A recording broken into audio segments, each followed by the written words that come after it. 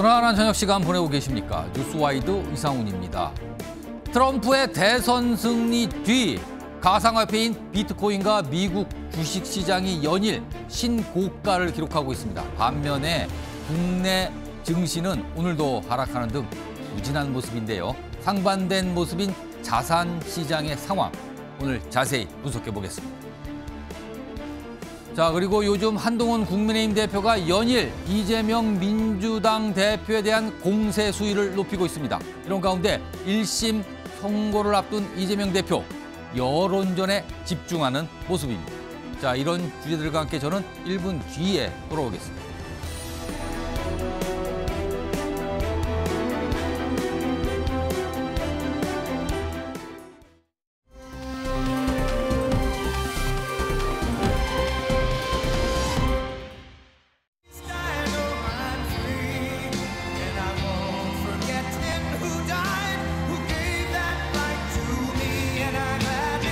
Don, Eric, Ivanka, Tiffany, Barron, Laura, Jared, Kimberly, Michael, thank you all. What a help.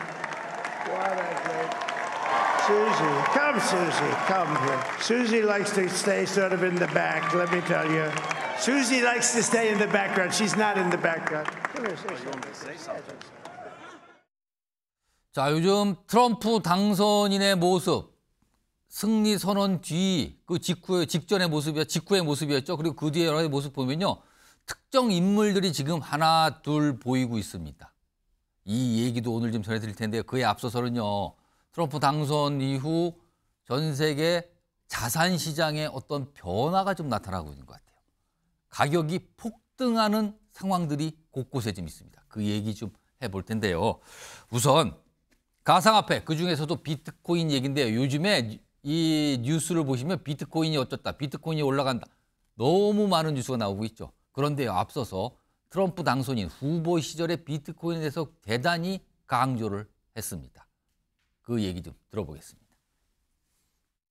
It will be the policy of my administration, United States of America, to keep 100% of all the Bitcoin the U.S. government currently holds or acquires into the future. With your help, we will save our nation, we will restore our republic, and we will make America and Bitcoin bigger, better, stronger, richer, freer, and greater than ever before. This will truly be the golden age of America. That's what we have to have. 저렇게 비트코인 강조를 합니다. 그리고 최근에 비트코인 가격이 급등, 신고가를 기록하고 있는 상황이죠. 그래프로 좀 보겠습니다. 자, 가격 보시면요. 앞설 때는요. 저 맨 밑에 가격 좀 보세요. 이 정도였는데 11월 5일부터 뛰기 급등하기 시작하죠. 그리고 쭉쭉쭉 올라갑니다. 그리고 10일, 미국 시간으로 10일 현재 8만 1,000달러를 찍고 잠깐 내려오신다면 워낙 뭐 변동성이 크니까요.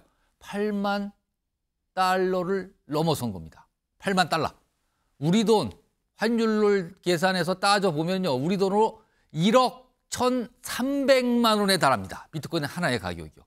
많은 분들이 기억하실 거예요. 몇 년 전에 비트코인이 우리 돈으로 7천만 원 넘었다, 8천만 원 넘었다, 너무 올랐다 그랬거든요. 그러다가 빠졌어요. 많이 빠졌어요. 그랬다가 지금 슬금슬금 오르더니 최근에 트럼프와 관련해서 급등세를 보이면서 1억 1,300만 원까지 지금 올라간 상태입니다. 엄청난 가격입니다, 지금요. 자, 지금부터 이와 관련된 얘기 좀 집중적으로 해볼 텐데요. 김대중 세종대 경영학과 교수 나와 계십니다. 안녕하십니까? 예, 안녕하십니까? 우선요, 트럼프 당선 이후에 비트코인 유독 급등하고 있어요. 왜 이런 겁니까, 지금? 비트코인은 전 세계 가상화폐의 기축통화 역할을 한다 이렇게 보시면 되겠습니다. 예. 전 세계 가상화폐는 한 1만 개 정도가 거래가 되고 있고 예. 우리 한국에서는 한 300개 정도 거래가 됩니다. 일본은 딱 6개만 거래가 되고 있고 미국에서는 한 50개 정도 거래가 됩니다. 이와 같이 각 나라마다 가상화폐, 암호화폐에 대해서 기준이 다 다릅니다. 그러니까 1만 개의 가상화폐에 대해서 거래가 되는 기준이 바로 되는 것이 바로 비트코인이다. 비트코인 하나 주면 신생 암호화폐를 10,000개 준다. 뭐 이렇게 거래가 되거든요. 그러니까 트럼프는 20, 30대, 20대와 30대가 가장 관심을 가지고 투자하는 것이 바로 암호화폐고 이것이 막내 아들이 권유했습니다. 막내 아들이 베런이라고 하는 막내 아들이 뉴욕대 1학년인데요. 지금 우리 나이로 그렇죠. 뭐 18세 맞습니다. 이 정도 나이 아닙니까 지금? 예, 그러니까 20대, 30대 젊은 친구들이 가장 좋아하는 것이 가상화폐다. 또 미국에서는 이와 같이 가상화폐에 지금 비트코인 ETF가 상장이 이미 되어 있습니다. 예. 되어 있는 상황에서 전 세계 10,000개가 되는 가상화폐의 기축통화 역할을 하게 되고 트럼프가 이렇게 20, 30대의 표를 받기 위해서는 가상화폐, 특히 비트코인에 대해서 더욱 지원하고 지지하고 이렇게 해서 표를 많이 얻었습니다. 예. 바로 20, 30대에서 지난번에는 한 11% 졌지만 이번엔 플러스 2%로 이겼습니다. 그러니까 20대에서 표를 얻기 위해서는 가상화폐에 대해서 적극적인 지지를 해야 되겠다. 바로 이렇게 미국이 달러가 지금 현재 IMF 기준으로 전 세계 통화의 60%를 독점하고 있습니다. 예. 비트코인 역시도 미국이 전 세계 가상화폐의 주도권을 지겠다. 바로 이런 이유 때문에 이렇게 적극적으로 비트코인에 대해서 지지하고 가격이 오르고 있다. 그러면 아마 저는 이제 1월 20일 날 트럼프가 취임을 하게 되는데 예. 취임할 때까지는 계속 이런 비트코인이나 암호화폐가 오를 것이다. 그러니까 뭐 여러분들 투자하려면 저는 많이 하지 마시고 가상화폐의 1등 주식이 바로 비트코인이다. 자기 뭐 전재산을 투자해서는 안 됩니다. 이것은 자기 투자금의 한 10% 정도로 해야지 이렇게 몰빵을 하는 것도 위험하다. 또 이렇게 말씀을 드립니다. 그렇다면은 아들의 권유도 있었어요. 비트코인 잘 봐야 됩니다. 그리고 젊은 층이 많이 투자하고 관심 있는 상황이 비트코인. 그러니까 이거에 대한 얘기를 하고 이거를 자기가 미국 정부가 많이 확보하겠다는 얘기를 꺼내놨어요. 어떤 정치적인 판단이 분명히 있는데 그걸 반영할까요? 시장이 반응을 보면서 급등세를 보이고 있는 거거든요. 요즘에요, 우리나라 가상화폐 시장이 있는데 그 하루 거래량이 우리나라 주식시장 거래량보다 많다는 얘기까지 지금 들리고 있는 상황인 겁니다. 그럼 아까 잠깐 말씀하셨는데 트럼프가 취임할 때까지는 상승세 보일 것 같다. 취임 후에는 어떻다고 봐야 됩니까? 저는 아마 취임 후에도 계속 오를 것이다. 그렇지만 우리가 이 가상화폐라고 하는 것이 이제 좀 제약 조건이 좀 있습니다. 예. 그러니까 실물을 보는 게 아니라 이제 컴퓨터 전산으로만 있는 것이고 예. 비트코인은 다른 가상화폐하고 다르게 장점이 채굴량이 정해져 있습니다. 예. 무한정으로 채굴할 수가 없다. 예. 그래서 앞으로 이제 몇 년 뒤가 되면 비트코인을 더 이상 채굴할 수가 없고 공급이 중단되는 겁니다. 예. 바로 이런 것이 또 장점이 될 것이고 그러면 모든 가상화폐 1만 개나 되는 가상화폐 중에서 기축통화 역할을 하는 것이 바로 비트코인이고 뭐 베네수엘라든지 몇몇 나라에서는 이미 화폐로 인정은 되고 있습니다. 그래서 요점은 미국이 전 세계 가상화폐의 중심 도시가 되는 것이고 바로 비트코인이 가장 중요한 자산이다. 그래서 저는 본인이 투자한 자산에 너무 많이 모두 투자해서는 안 된다. 위험성이 있다. 그래서 분산 투자하는 것이 좋고 저는 그중에서 가상화폐에 투자하기에는 제일 좋은 것이 바로 비트코인이다. 이렇게 또 말씀을 드립니다. 달러가 전 세계에서 기축통화죠. 중심을 잡고 있는 가장 범용성이 큰 돈이죠. 그런 거와 똑같이 가상화폐에서 비트코인을 그런 위상이 갖고 있으니까 이거를 확보하겠다. 이런 생각일까요? 어떤 정치적인 판단 또는 어떤 경제적인 판단도 있는 것 같기도 합니다. 아무튼 비트코인 트럼프 당선 이후에 급등세, 연일 신고가 이렇게 가고 있는 모습입니다. 그런데요, 또 하나 현상이 나타나고 있습니다. 우리나라 주식시장과 미국 주식시장인데요. 이게 어떻게 된 걸까요? 화면 좀 보겠습니다. 한국 투자자들이 미국 주식시장으로 많이들 가지고 있다는 얘기예요. 요새 흔히들 보시면요. 주변에 나 미국 주식 뭐 갖고 있어 이런 얘기 흔히들 많이 하세요. 근데 지금요 이걸 따져봤습니다. 우리나라 투자자들이 죄송합니다. 대부분 개미 투자자라고 통상 하죠. 개인 투자자들. 하여튼 한국 투자자들이 보유하고 있는 미국 주식을 금액으로 따져보니까요. 이게 1,013억 달러를 넘어갑니다. 조금. 이거를 원화로 환산을 하면요. 역시 환율 계산을 통해서 원화로 환산하면은 약 141조 원에 이릅니다. 자, 그러면은 이게 얼마나 되는 금액인지 실감이 안 나실 수가 있어요. 141점. 이게 얼마나 많은 것 같은데 비교를 해보죠. 옆에 있습니다. 우리나라 시가총액 상위 2위 기업이 SK 하이닉스입니다. 반도체 회사죠. SK 하이닉스의 시가총액 전체 금액이요. 140조입니다. 거의 비슷하죠. 이 정도 금액이 지금 미국으로 가서 투자를 하고 있다는 겁니다. 우리나라에서요. 이것도 어마어마한 금액인데 김대중 교수님, 한국 주식시장을 이탈해 저게 만약에 미국 주식시장으로 안 갔으면 한국 증시에 투자될 돈이잖아요. 근데 그렇죠. 저 돈이 빠져나가서 미국 시장으로 갔단 말이에요. 그래서 일각에서는요. 지금 주식 이민을 미국으로 가고 있다. 또는 조금 더 강한 표현은 이런 얘기도 있더군요. 한국 증시 탈출은 지능순이다. 네. 뭐 이런 얘기까지 지금 주식시장에서 하고 있다는데 왜 우리나라 투자들이 저렇게 대거 미국 주식시장으로 가는 겁니까? 글로벌 주식 비중을 우리가 잘 봐야 됩니다. 글로벌 주식 비중에서 미국이 차지하는 것이 60%를 차지하고 우리 대한민국은 1.5%밖에 안 됩니다. 국가별로 본다 그러면 미국이 60%, 일본이 5%, 중국이 4%, 뭐 영국, 프랑스가 한 3% 정도밖에 안 됩니다. 그러니까 전 세계의 GDP 기준으로 봤을 때는 미국이 한 25%, 30%를 차지하지만 주식시장만큼은 압도적으로 미국 그러네요. 중심이다. 앞에서 제가 달러가 전 세계 결제에서 60%를 차지한다고 했습니다. 똑같습니다. 우리나라 전체 대한민국의 시가총액이 한 2,500조 정도 되고 삼성전자가 500조, 하이닉스가 한 140조 정도 됩니다. 근데 미국은 정권거래세 자체가 없습니다. 우리나라는 지금 현재 정권거래세 받고 있고요. 배당세 받고 상속세 받고 상속세 60%입니다. 그런데 한국의 경쟁국이 싱가포르 정권거래세만 받습니다. 당연히 배당세도 없고 소득세도 없고 검토세는 당연히 없습니다. 상속세도 0원입니다. 우리나라는 상속세가 60%다. 그러니까 결론적으로는 우리나라는 정권거래세도 받고 상속세도 받고 모든 세금을 다 받고 있습니다. 미국은 정권거래세만 없고 양도세만 받고 있습니다. 양도세도 22%밖에 안 됩니다. 요점은 세금을 낮춰줘서 기업들이 이익을 많이 남게 해야 됩니다. 미국은 법인세가 21%고 한국은 26%입니다. 그러니까 여러 가지 조건으로 봤을 때 미국이 세금도 더 싸고 좀 트럼프는 미국의 법인세를 15%까지 낮추겠다고 했습니다. 우리가 주가라고 하는 것은 기업의 이익이 많이 나야만 주당 순이익이 올라가게 되는 겁니다. 요점은 우리나라도 미국 수준 아니면 싱가포르 수준으로 주식과 관련된 세금을 낮춰줘야 된다. 그래야만 한국에도 국내 주식에 투자할 것이지 미국은 거래세 자체가 없기 때문에 아무리 내가 사고 팔아도 거래세 자체를 안 냅니다. 바로 이런 것이 미국의 장점이고 트럼프는 미국 중심으로 이끌겠다고 그랬습니다.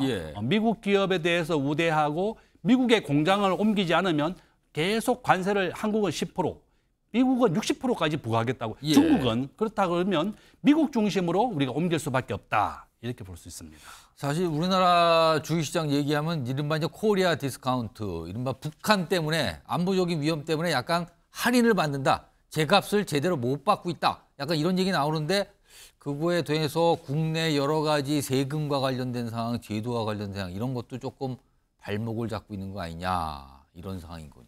상대적으로 미국 주식시장이 좋아 보인다. 이런 설명인 것 같습니다. 그런데요. 잘 이해가 안 되는 현상이 하나 또 있습니다. 예를 들어서 미국의 주가가 급등하고 있어요. 미국 기업들의 주식 가치가 계속 올라가고 있어요. 그리고 비트코인 가격도 올라가고 있습니다. 그렇다면 많은 분들이 투자를 한다는 거잖아요. 자, 이렇게 어떤 자산에 대한 투자가 많이 이루어지면 상대적으로 금값은 좀 잠잠하거나 내려가거든요, 통상. 그런데요, 최근에 금값도 상당히 많이 올랐습니다. 화면 보겠습니다. 최근에 조금 내려가긴 했습니다만 전반적으로 이미 많이 올라가 있는 상태거든요. 이게 국제 금값주인데 온스당 가격이에요. 그러면 온스당 2,680달러 정도 조금 내려갔어요. 물론. 그렇지만 여전히 높은 가격인데 김대중 교수님. 다른 자산 가격이 오르면 금값은 통상 내려가거나 좀 주춤하는데 금값도 요즘에 최근에 많이 올라갔거든요. 이게 동시에 다 올라가는데 특히 금값은 또 왜 오르는 겁니까 같이? 금값이 오르는 것은 금이 전 세계에서 가장 안전한 안전자산으로 보기 때문에 그렇습니다. 지금 현재 러시아, 우크라이나 전쟁도 되고 있고 이스라엘 전쟁도 계속되고 있습니다. 그렇다면 미국이 지금 현재 강달러로 원화 환율이 1,400원까지 왔지만 가장 안전한 자산은 바로 금이다. 금은 제가 이제 1994년에 이제 대학을 졸업할 때 금 한 돈, 우리가 금 한 돈은 3.8g입니다. 예. 약 한 4g이라고 보는데 5만 원이었습니다. 한돈 하면 예. 우리 분들이 이제 예, 돌반지 그렇죠. 선물의 돌반지죠. 한돈이죠, 그게. 5만 원이었는데 지금은 한 돈이 50만 원 정도 됩니다. 그러니까 한 10배 정도 올랐다. 30년 기준으로 했을 때 우리나라 종합주가지수 당시에 1000이었는데 지금 현재 2600이니까 2.6배 올랐습니다. 금은 10배 올랐고 서울의 엄마 아파트 2억에서 지금 24억이니까 12배 올랐고요. 예. 우리나라 미국의 나스타 똑같은 30년 기간에 한 20배 정도 올랐습니다. 종합주가지수는 2.6배 올랐다. 결론은 삼성전자는 한 100배 정도 올랐고 미국의 애플은 한 2000배 정도 올랐습니다. 이와 같이 금이라고 하는 것이 같은 기간에 주식보다 한 3배 정도 더 많이 올랐습니다. 예. 한 10배 정도 올랐다. 금이라고 하는 것이 바로 가장 안전한 자산이기 때문에 그렇습니다. 그러면 안전한 자산인데 그럼 미국 주식 시장보다 금이 더 안전한 거 아니에요? 근데 미국 주식 시장도 같이 오르고 상대적으로 위험한데도 오르고 안전한 것도 오르고 다 오르는 겁니까? 그러면 지금? 그럼 이제 미국의 강달러 기준이 되어 있는데 미국의 예. 환율은 계속 불안한 심리가 있습니다. 우리가 이제 중동도 금을 굉장히 좋아하는데 예. 금이라고 하는 것은 전쟁이라든지 어떠한 상황이 되더라도 가장 안전한 자산이다. 바로 이런 이유 때문에 금이 사상 최고치를 갱신하고 있고 지난 50년 기준으로 했을 때도 금은 한 90% 확률로 계속 상승 추세입니다. 바로 이런 이유 때문에 가장 안전한 자산이다. 이런 이유가 가장 크게 영향을 주었다. 이렇게 볼 수 있습니다. 그러면은 한쪽으로는 미국 경제에 대한 기대감에 그쪽 주식과 비트코인 등등등도 올라가지만 또 다른 편에서는 또 불안한 요인이 있으니까 또 금에 대한 수요도 많아졌다. 뭐 이게 동시 공존하고 있는 상황 같군요. 자, 이런 가운데요. 지금부터는 트럼프 2기가 내년에 이제 들어서죠. 자, 그렇다면 그 2기를 주도할 당연히 이제 트럼프 당선인이 주도하겠죠. 그렇지만 트럼프 당선인을 도와서 주도할 핵심 인물들이 누군가 이 관심들이 그쪽으로 몰리고 있거든요. 그런데요. 트럼프 당선인의 아들들 얘기가 요새 꽤 많이 나옵니다. 일단 화면으로 만나보겠습니다. When a would-be assassin tried to kill my father on July 13th of this year, I believe we saw the hand of God in action. Something that should have never happened, something that frankly should have been a very easy shot was diverted in a way improbable or inexplainable through any other way other than faith. So for me, my father, our family, whatever faith we had was that much stronger in that moment. My son Barron says hello. He's a great young guy, but he's a big fan of yours. What's up, Barron? Yeah, Barron's awesome. He's a great kid. Amazing. He's tall, very tall. He's tall, good student. Yeah, he's very smart. The youth is so important because youth tends to be Democrat, and as they get older, they become Republican. All I know is my kids say, "Dad, you have no idea how big this interview is." 자, 김대중 교수님. 예. 지금 저 트럼프의 아들 방금 영상에 나왔던 게 저 장남이죠. 주니어 트럼프인데 뭐 최고의 문고리 권력이라는 표현까지 벌써 등장했는데 최근에 이런 얘기를 공공연히 해요. 아버지, 그러니까 트럼프잖아요. 트럼프보다 잘 안다고 생각하는 사람은 내각에서 배제하겠다. 엄청난 자신감이자 내가 실세다. 이거 나타내는 겁니까? 이거 아들 어떻게 봐야 되는 겁니까? 트럼프 장남이 우리나라에 와서 강의를 한 적이 있습니다. 한 5년 전인데요. 매경 지식 포럼에서 강의를 했는데 제가 직접 들었습니다. 예. 신라 호텔에서 강의를 할 때 들었는데 본인이 뉴욕에서 빌딩을 사서 100배의 수익률을 올렸다는 얘기를 하면서 아버지를 이어서 부동산을 지금 투자하고 있다 이렇게 얘기를 하더라고요. 그러면서 이제 본인이 뭐 기독교에 가서 간정도 하고 여러 가지 했다고 그러는데. 세계 지식 포럼에 와서 그런 얘기하고 강의했습니다. 갔다는 거죠. 그래서 본인이 뉴욕에서도 건물을 사서 100배 정도를 올렸다고 하는 얘기를 저는 깜짝 놀랐고 2008년도 금융위기 때 아버지에 이어서 부동산 건물을 사서 이제 100배나 수익을 났다. 이런 얘기를 아주 자랑스럽게 얘기했었고 저는 아마 트럼프 주니어가 그렇습니다. 지금 현재 미국은 가족이 정권에 입각을 해서 할 수가 있습니다. 이방카와 그다음에 사위가 일기 때는 활동을 했었고 예. 이번에는 장남이 이제 적극적으로 하고 있습니다. 아버지를 가장 또 잘 알고 적극적인 지지자고 전쟁을 주장하는 사람한테는 자기가 배제하겠다. 아버지를 적극 지지해야 되겠고 전쟁을 지지한 사람은 배제하고 빨리 전쟁을 종식시키겠다. 이런 것을 본인이 계속 공공연하게 얘기하고 있고 지금 러시아 우크라이나 전쟁이라든지 이스라엘 전쟁이 지속되고 있는데요. 지금 이제 트럼프도 계속 얘기하고 있습니다. 본인이 취임하면 하루 만에 전쟁을 끝내겠다. 예. 미국이 지금 압도적으로 군사비를 계속 지원해주고 있습니다. 예. 약 한 500조 원 정도를 젤렌스키에게 지원해줬는데 전쟁 무기를 지원해주지 않으면 전쟁이 종전되는 겁니다. 예. 그래서 이렇게 전쟁을 종전하려고 압박을 하고 있고 바로 아들이 거기에 주도하고 있다. 또 막내 아들이 18세입니다. 예. 뉴욕대 1학년이고 10대와 20대가 표를 지지하는데 아주 압도적으로 기여를 많이 했는데 바로 가상화폐라든지 미국의 UFC 우리 격투기죠. 여기에 예. 대해서 인터뷰를 주선했습니다. 결론은 트럼프가 이렇게 20대에서 가장 표를 많이 받는데 기여한 것이 바로 막내 아들이고 베런이고 트럼프 장남은 이와 같이 문고리 권력으로서 트럼프에게 빨리 종전을 시키고 미국 우선주의 정책을 추진하자 이런 것을 권유하고 지금 주도하고 있다. 이렇게 볼 수 있습니다. 이 장남인 주니어 트럼프 경우는요. 우크라이나 젤렌스키 대통령에 대해서 막 비판적인 입장도 막 대놓고 얘기를 합니다. 그러니까 외교 문제에 대해서도 본인이 거론을 하는 거고 인사 문제에 대해서 본인이 거론하는 거예요. 안 됩니다. 본인이 기준을 제시합니다. 이런 상황까지. 그리고요. 지금 트럼프 장남이 이런 얘기했대요. 젤렌스키 용돈 끊기기 38일 전. 이런 얘기를 지금 공공연하게 하는 거예요. 뭔가 지원 끊긴다는 걸 암시하는 것 같죠. 지금 그래서 전 세계 외교가에서 이게 도대체 무슨 뜻이냐 이런 걸 해석하기가 지금 바쁩니다. 지금 현재 12월 17일이 이제 예. 38일 공식적으로 트럼프가 대통령으로 당선되는 발표 날이 12월 17일입니다. 그렇죠. 38일 남았다. 그때는 미국에 그렇죠. 그때는 뭐가 나온다. 맞습니다. 미국이 이제 더 이상 전쟁비를 지원하지 않겠다. 미국에 무기를 주지 않을 테니까 빨리 전쟁을 종전하자 이런 거라고 볼 수 있습니다. 이렇게까지 지금 장남이 얘기를 하고 있는 상황입니다. 그리고요. 벌써 백악관 비서실장을 내정했잖아요. 지금 여성 최초의 백악관 비서실장 수지 와일스입니다. 네. 그동안 전면에 안 나와서 은둔의 인물이라고 그러는데 이 인물은 어떤 인물이고 어떤 성향입니까? 지금 현재 와일스라고 불리는데 최초의 미국의 백악관의 비서실장이 될 것이라고 보입니다. 아마 일론 머스크와 함께 미국의 경제를 주도할 것이라고 보고 있는데 이번에 공동선대위원장을 했습니다. 트럼프와 함께 이렇게 미국의 트럼프 선거를 압도적으로 이렇게 이길 수 있는데 가장 크게 기여를 했다. 지금 네. 승리 선언할 때 특별히 부르잖아요. 맞습니다. 이리 오라고 이런 사람이 없다는 예. 식으로 예. 소개를 합니다. 또. 예. 그래서 아마 트럼프가 가장 내각에 지지하고 하는 사람이 와일스 비서실장이 바로 이 선대위원장으로서 가장 큰 역할을 했다는 거고 예. 그다음에 일론 머스크입니다. 테슬라가 원래 전기차는 지금 현재 미국의 테슬라는 전기차의 50%를 판매하고 있습니다. 전 세계 자동차의 10%가 전기차인데 예. 민주당이 원래 전기차를 중심으로 투자를 했습니다. 그렇지만 민주당에서는 규제를 너무 강화했었습니다.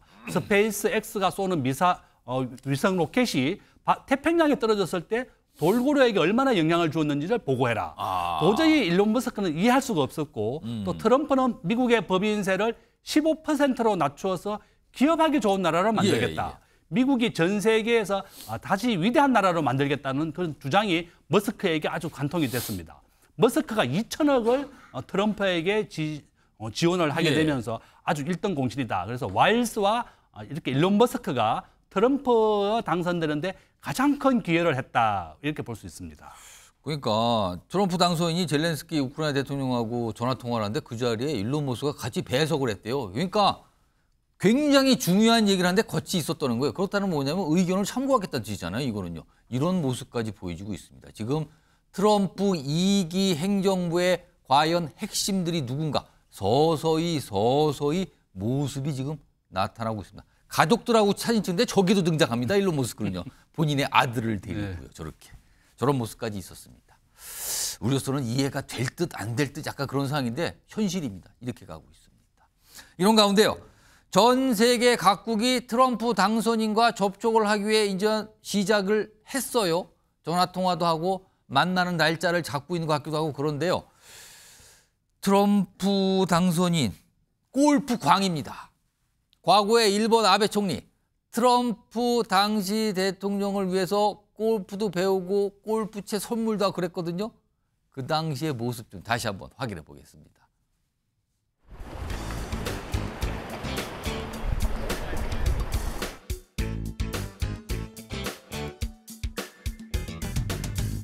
This morning we played a very fast round of golf. We had a meeting afterwards, and it looks like it's doing well. Our trade deal, our relationship, our military ties.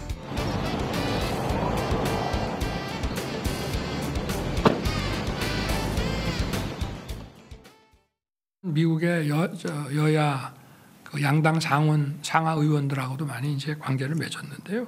그분들은 뭐 한참 전부터 이제 윤 대통령과 트럼프가 좀 케미가 맞을 것이다. 자, 케미가 맞을 것이다. 이런 얘기를 좀 지난주에 얘기를 했죠. 그리고 앞서서 아베 당시 총리와 트럼프 대통령이 막 골프 회동을 하는 모습까지 있었어요. 자, 그런데요. 화면 좀 보겠습니다. 윤석열 대통령 관련해서 골프 얘기가 나왔어요. 8년 만에 다시 골프채 잡은 윤 대통령. 대통령실 관계자가 언론에 얘기를 해요. 윤석열 대통령이 참모들의 조언을 듣고 골프 연습을 시작했다. 그러니까 미국 가면 같이 골프 라운딩을 하면서 뭔가 대화를 오래 가겠다. 왜냐하면 워낙 골프 광입니다.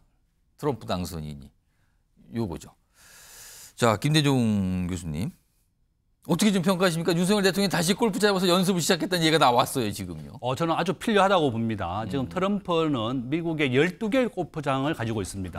전 재산이 한 1조 5천억, 한 2조 가까이 되는 게 트럼프의 재산이고 그중에 골프장이 12개를 운영하고 있다. 그러니까 골프를 쳐야만 오랫동안 얘기할 수 있습니다. 우리가 보통 골프를 치게 되면 한 5시간, 6시간 정도 걸립니다. 하루 종일 같이 있는 겁니다. 그러니까 저는 윤석열 대통령도 골프를 8년 만에 배우고 있다고 그러는데 적극적으로 좀 잘 배워서 좀 트럼프를 이겨라. 그죠? 우리의 골프는 가장 친하게 지내고 6시간 동안 계속 얘기를 할 수가 있습니다. 예. 우리나라는 뭐 국방, 경제, 안보 워낙에 할 얘기가 많습니다. 저는 아베 이상으로 윤 대통령이 골프 연습을 잘해서 트럼프와 친해져야 됩니다. 상대편이 가장 잘하고 좋아하는 것을 해줘야만 같이 얘기가 하고 통하는 겁니다.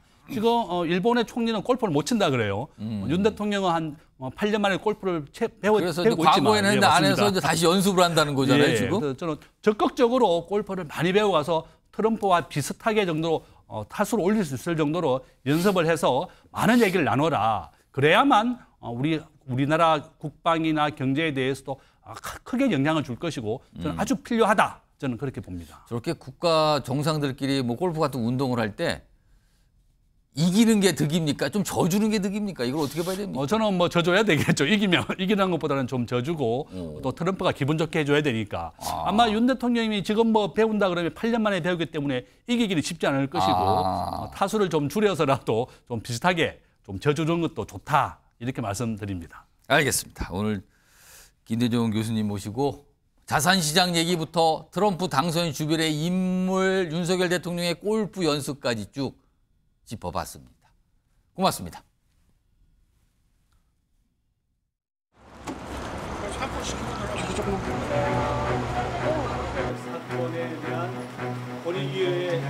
대통령이나 대통령 부인이 어느 누구한테도 이렇게 박절하게 대하기는 참 어렵습니다. 침소봉대는 기본이고 없는 것까지 만들어서 제 철을 많이 좀 악마화시킨 거는 있습니다. 법무부 장관 한동훈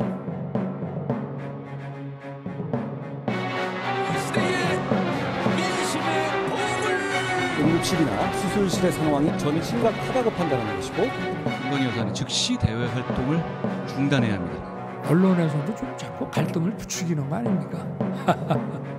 일을 열심히 같이 하다 보면은 관계가 좋아지지 않겠나.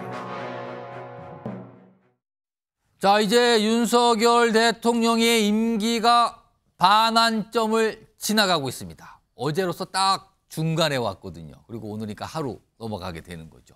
자, 그렇다면은요, 반환점 정도 통상되면은 각 당시 과거에 보면은 뭔가 새로운 각오를 다지는 계기가 되거나 그리고 집권 여당에서는 평가를 통하고 그다음에 어떤 방향을 얘기하거나 이런 일들이 있거든요. 오늘 여당인 국민의힘에서는요, 지금까지 전반기 국정 성과에 대한 어떤 보고와 관련 토론회가 좀 있었어요. 그 모습도 좀 영상으로 확인해 보겠습니다.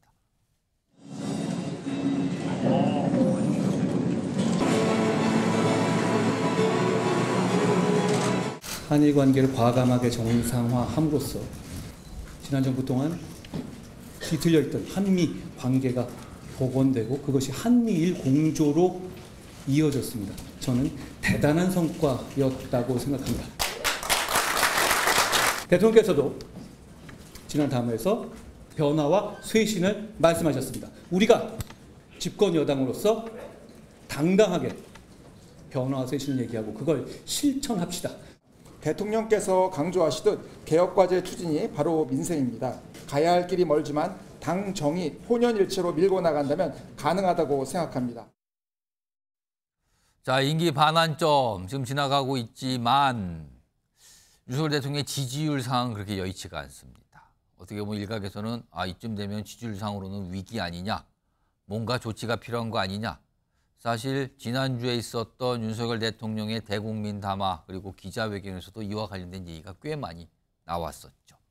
오늘도 지지율 조사 결과가 나왔어요. 오늘 나온 것부터 좀 하나 보겠습니다. 이 직무수행 평가죠. 그러니까 지지율 밑에 이제 파란색인데 지지율은 이 조사하는 기관에 따라서 수치가 좀 달라요. 근데 전체적인 추세를 좀 보시면 좋을 것 같아요. 밑에 파란색 선인데 전체적으로 보면 쭉 내려가고 있는 상황이에요. 오늘도 22.3% 이게 리얼미터 조사인데요. 이전 조사보다 조금 내려갔죠. 그리고 이제 반대로 이제 부정평가는 조금 올라가고 이런 모습입니다. 그리고 지난주에 한국갤럽 조사 나왔죠. 다시 한번 볼까요? 그때는 17%가 나왔습니다. 그래서 20% 밑으로 내려간 게 그 전주였는데 그거보다 조금 더 내려갔다. 앞선 거하고 이 수치의 절대값은 차이가 있지만 전반적인 추세는 지지율이 내려가는 추세를 보이고 있는 거는 공통점입니다. 자, 두 분의 패널 나와 계십니다. 박상수 국민의힘 대변인 나오셨고요. 그리고 이동학 전 민주당 최고위원 나와 계십니다. 두 분 제가 그 앞에 OX 팻말을 하나 딱 놓아드렸습니다. 이거 질문을 드리려고 하는 거거든요. 질문 바로 드릴게요. 자, 임기 반환점을 돌았습니다. 윤석열 대통령.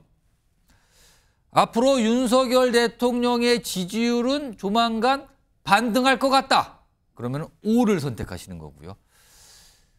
당분간은 그렇지 않을 것 같은데요. 라고 생각하시면 X입니다.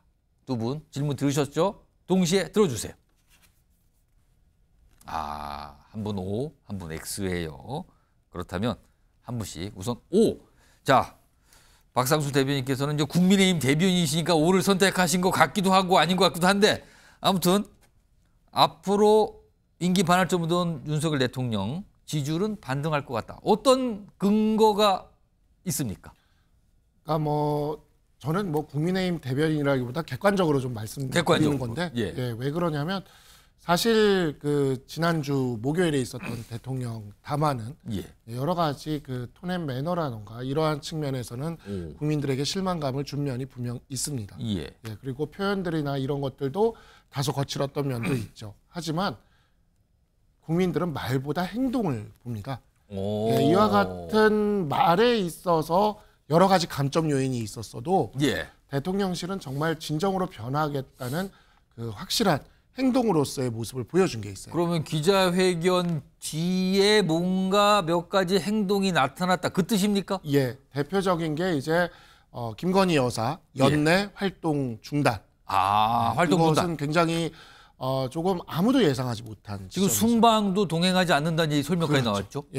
처음에는 이번 달이었는데 그다음에 이제 연내로까지 이렇게 해가지고 사실 국민들이 어찌 보면 가장 대통령실을 원했던 그 지점에 대한 답을 대통령실이 줬고 또 하나는 이제 특별감찰관 제도에 있어서 북한 인권재단 이사와의 연계를 풀겠다라고 한 것, 조건 없이 하겠다. 조건 없이 한다. 한 것. 이것은 정말 또 역시 이전에 대통령실과는 전혀 달라진 모습을 보여줬습니다.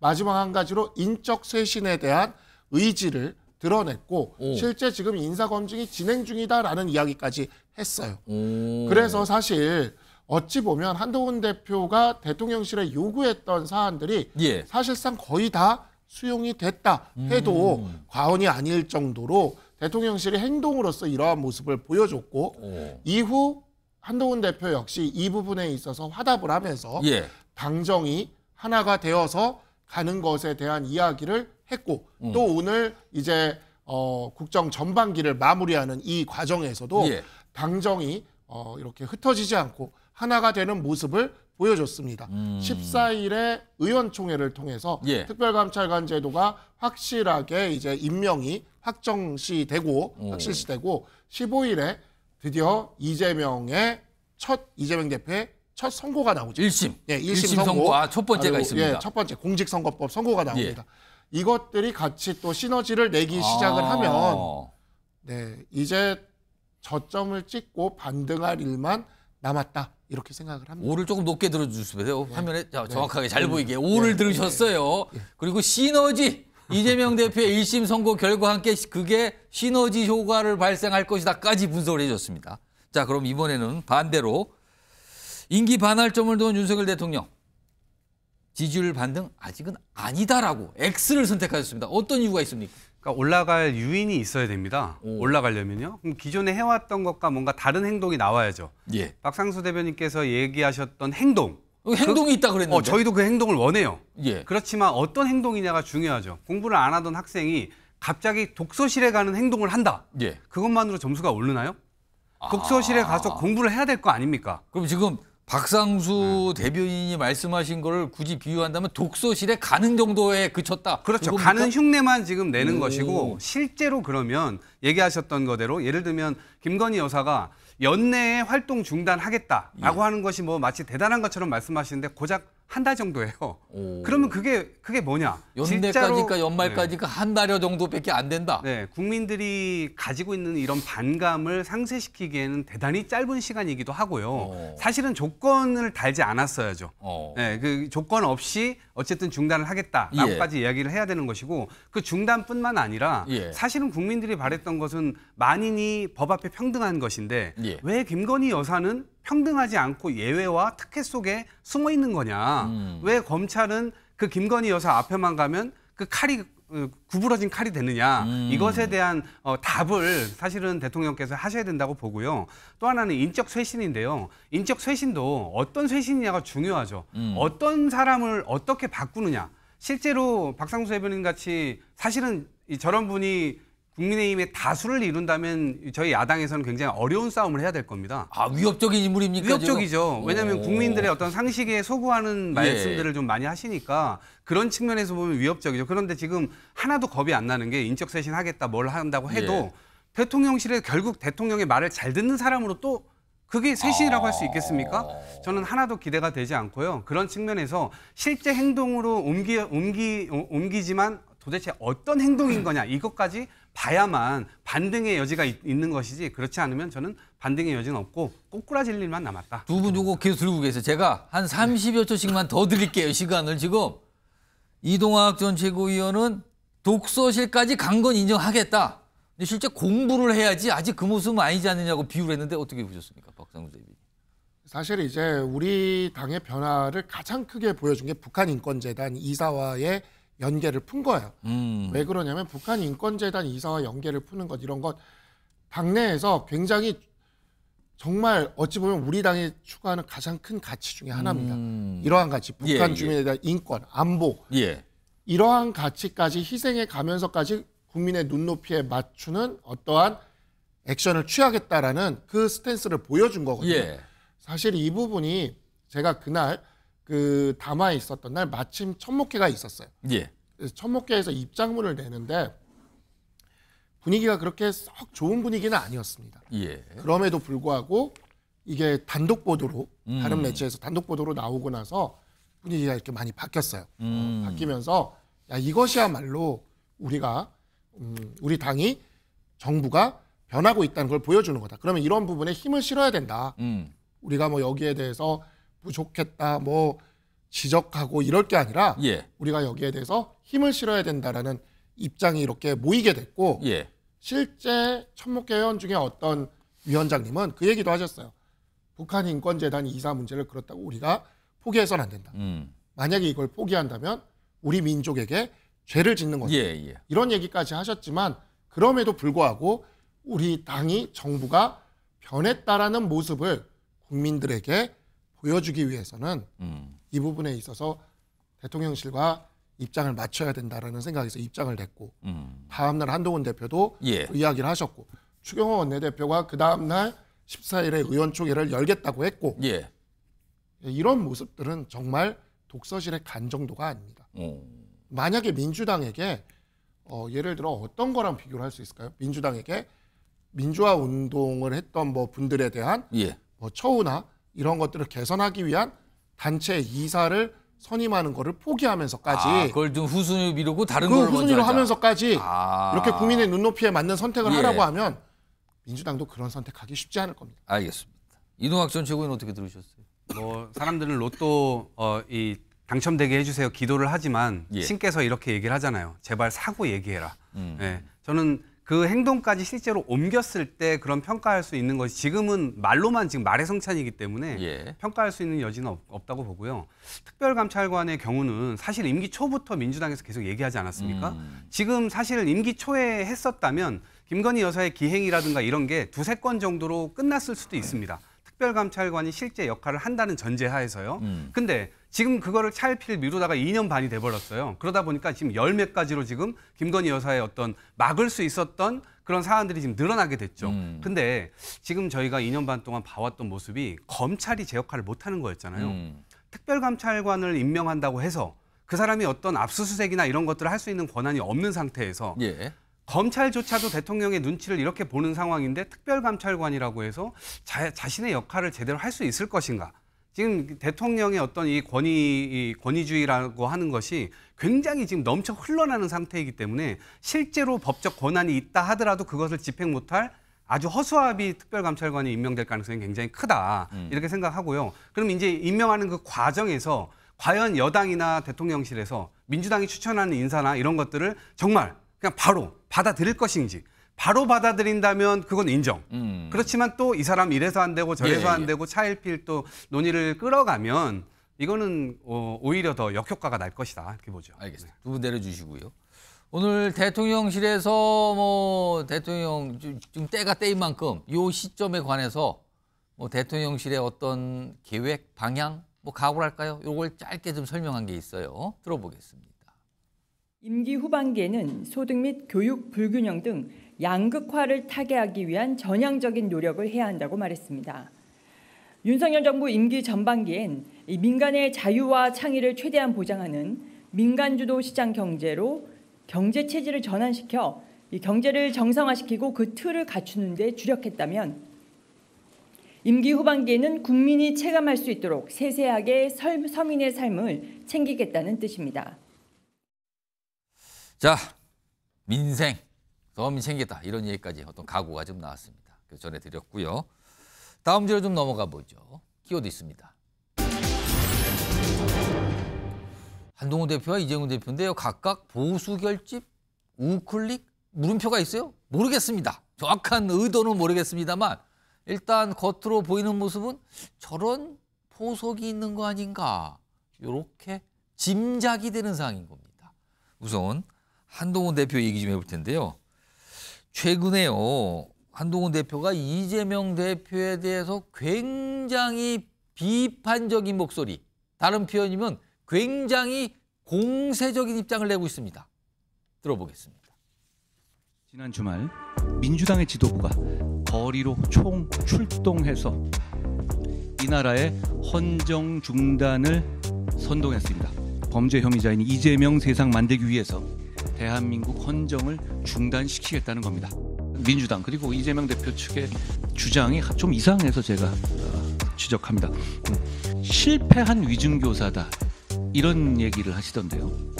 죄송한 말씀입니다만 무식한 소리입니다. 민주당은 하다 안 되니까 트럼프 미 당선자와 이재명 대표를 비교하는 작전을 쓰기 시작했습니다. 트럼프 후보는 2023년 11월 유권자들의 높은 관심을 등을 이유로 재판을 공개하자고 당당하게 요구한 바 있습니다. 이재명 대표 재판 선고의 생중계를 바라는 여론이 굉장히 높습니다. 무죄라면 못할 이유가 없죠. 글쎄요. 시간을 한 보름 정도 전으로 한번 돌려볼까요? 그때 당시만 해도 한동훈 대표는 사실 대통령실 그리고 윤석열 대통령과의 갈등상이 굉장히 부각이 됐어요. 면담하는 문제, 그 이후의 문제, 여러 가지 조치일처럼 요구하는 문제. 그런데요. 시간이 흘러갑니다. 그래서 최근 며칠 사이, 조금 넓혀서 한 일주일 정도부터는요. 윤석열 대통령과 관련된 사안보다는 이재명 대표에 대한 압박 발언이 굉장히 주목을 받고 있습니다. 실제 그렇거든요. 화면 좀 보겠습니다. 여기 보면은요. 지난 8일부터 쭉 글을 많이 올렸어요. 이런 글부터 나옵니다. 이재명 선거 일주일 앞두고 총동원령 내렸네요. 그리고 또 있습니다. 이재명 총동원령에 판사 겁박 무력 시위입니다. 이거. 그리고요. 무력 시위로 판사 겁박 안 됩니다. 무죄라면 시위 대신 재판 생중계하자고 해야 되는 거 아닙니까? 약간 이렇게 비판합니다. 또 있습니다. 오늘도 나왔어요. 오늘 것만입니다. 이거는. 이재명 대표 선거 앞두고 판사 겁박 무력 시위 또 벌였습니다. 지난 주말에. 그리고 민주당 생중계 극구 거부하는데요. 스스로의 판결은 이미 유죄 아닙니까? 거부한 거 보니까. 그리고 생중계 바라는 여론 굉장히 높은데 어떡하실 거예요? 약간 이런 입장을 냅니다. 박상수 대변인. 그동안 보수 일각에서는요. 한동훈 대표를 향해서 아니 너 윤석열 대통령을 좀 너무 압박한다. 약간 이렇게 비판적으로 보는 시각이 분명히 존재했었습니다. 근데 그런 걸 의식했을까요? 아니면 다른 이유가 약간 태세 전환을 하는 거 아니냐? 윤석열 대통령으로 가던 시선을 이재명 대표도 지금 주고 있는 거 아니냐? 그러면서 보수 지지를 조금 의식하는 거 아니냐? 이런 시각이 있는데 이거 어떻게 봐야 됩니까? 근데 이제 한동훈 대표가 전당대회 때부터 했던 얘기가 있어요. 뭐냐면 11월에 우리에게 굉장히 중요한 기회가 온다. 예. 우리 보수당에. 굉장히 중요한 기회가 11월에 오는데 문제는 우리가 그 11월에 오는 그 기회를 충분히 살리기 위해서는 국민들이 그 기회에 집중하도록 해야지 우리 내부의 어떤 문제를 바라보게 해서는 우리는 그 기회를 살릴 수가 없을 것이다. 이 얘기를 계속 해왔어요. 예. 그리고 실제로 당대표가 된 다음에 우리 내부에서 국민들이 우리 내부에 대해서 바라보는 그런 우려 섞인 시선이 있는 그 부분을 해소하기 위한 노력을 해왔습니다. 그리고 그러한 것이 대통령실에 대한 요구사항으로 정리가 됐죠. 10월 말까지는 사실은 그게 갈등으로 좀 비춰졌잖아요. 예, 그런데 이게 안 받아들여지니까 갈등으로 비춰진 거죠. 그래서 그 요구사항이라는 게 이제 세 가지였어요. 잘 기억을 해보시면 바로 김건희 여사의 활동 중단 또는 자제 요거과 그다음에 용산 대통령실과 그다음에 우리 내각에 대한 인적 쇄신 그다음에 세 번째가 의혹에 대한 적극적인 어떤 그런 해명을 위한 또는 협조. 의혹에 대해서 그런 협조 이건데 이제 이게 바로 특별감찰관이죠. 그래서 이렇게 세 가지 요구사항이 있었던 것이고 그 세 가지 요구사항이 이번 대통령의 담화와 함께 전격적으로 사실 수용이 된 거나 마찬가지입니다. 수용이 됐다. 그렇게 판단을 한 뒤라서 그렇죠. 이제는 수용이 된 거예요. 그러면 이제 그런 부분에 있어서 더 이상 문제 제기를 할 이유도 없고 이제 이 부분은 빠르게 속도감 있게 실천만 하면 됩니다. 그러면 이제 남은 것은 바로 이재명 대표의 사법 리스크에 대한 바로 이와 같은 절호의 혹이죠. 지금 우리 그 때가 왔다 지금. 때가 온 거죠. 때가 왔기 때문에 이제 모든 화력이 이곳에 집중이 되는 것이고 이러한 부분이 이제 우리 당 내부에 어찌 보면 내용으로 비춰졌던 그러한 지점들이 이렇게 대통령과 당대표의 뜻이 하나로 합쳐지면서 비온 뒤에 땅이 굳듯이 다져지고 지금 현재 이재명 대표에 대한 화력이 거의 친윤이나 친한이냐 뭐 이런 것도 구분이 없어요. 그냥 이제 쫙 터져 나오는 거죠. 서로를 향해서 쏘는 게 아니라 앞으로 가는 겁니까? 그렇죠. 같이 앞으로 가는 거죠. 아주 소수의 일부가 그 이야기들을 하면서 분열적인 이야기들을 하고 있습니다. 그러나 그런 분들도 분위기 금방 파악하시고 더 이상 분열되지 않으면서 한동훈 대표와 함께 똘똘 뭉쳐서 한동훈 대표 중심으로 뭉쳐서 바로 민주당에 대한 제대로 된 그런 공세를 보여줄 것이라고 생각합니다. 이동학 전 최고위원. 지금 한동훈 대표 최근 이재명 대표에 대한 압박 수위가 이제 높아지고 있거든요. 근데 그와 관련해서 아까는 제가 이제 뭐 박상수 대변인께는 뭐 이렇게 태세를 좀 바꾼 거냐 이런 질문을 드렸는데 이런 분석도 좀 있는데 뭐냐면 차기 대선 주자 지지율 조사가 주기적으로 나오고 있거든요. 근데 최근에 보면은 한동훈 대표가 약간 답보예요. 조금 답보 또는 내려가는 상태거든요. 네. 반면에 이재명 대표는 좀 올라가면서 차이가 좀 나고 있거든요. 그렇죠. 네. 이런 상황을 좀 의식해서 공세로 전환한 거 아니야. 지금 지지율 그래프가 나오는데 저렇습니다. 네. 이걸 의식해서 공세로 전환하는 거 아니냐는 시각도 분명히 있습니다. 이걸 어떻게 보십니까? 저는 뭐 상당 부분 공감하고요. 한동훈 대표 입장에서는 좀 초조할 겁니다. 왜냐하면 처음에 당대표 나올 때부터 지금 타이밍은 아니다. 우리가 많이 얘기를 했습니다. 왜냐하면 민심과 윤심 둘 중에 하나를 선택해야 되는 아주 고차방정 시기였거든요. 그럼 한동훈 대표가 과연 대표가 된다 하더라도 윤심을 선택하면 민심을 저버리게 되는 것이고 민심을 선택하게 되면 대통령, 현직 대통령을 적으로 돌리게 되는 행위를 할 수밖에 없는 것이고 그 상황 속에서 지금 자아분열 상태에 와 있는 게 아닌가. 자아분열이요? 맞습니다. 어느 쪽으로도 지금 할 수가 없는 거예요. 지금까지는 민심을 반영하기 위해서 이를테면 윤석열 대통령의 어떤 이 행동 수정이라든가 전략 수정 이런 것들을 계속해서 공개적으로도 하고 비공개적으로도 아마 노력을 했을 겁니다. 그럼에도 불구하고 이제 와서 이제 턴을 했다는 것은 대통령실이 구제불능이다. 더 이상 얘기를 해봐야 바뀔 게 없다. 그리고 이것은 자아분열 상태지만 이 스스로의 어떤 진영 분열 상태로 계속해서 가게 되는 것에 본인이 기여하고 있다는 생각을 일정 부분 했을 가능성이 있습니다.